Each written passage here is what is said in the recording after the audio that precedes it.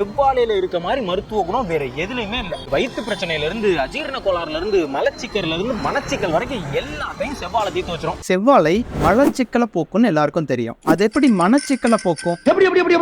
அப்படி கேளுங்க சொல்றேன். இந்த மாதிரியான ஹெல்த் இன்ஃபர்மேஷனுக்கு இந்த பேஜை ஃபாலோ பண்ணிக்கோங்க. செவ்வாழையில விட்டமின் B6 இருக்கு. இந்த B6 செரட்டோனின் அப்படின்ற ஃபீல் குட் ஹார்மோனை செக்ரீஷன் பண்ணும். உங்களுடைய ஸ்ட்ரெஸ் லெவல் குறையும். என் மனசுல உள்ள பாரமே குறைஞ்சிருச்சு. செவ்வாழை சாப்பிடும் போது உங்களுடைய உடம்புல டோபமைனோட அளவும் அதிகமாகும். ரொம்ப மோட்டிவேட்டடா திங்க் பண்ணுவீங்க.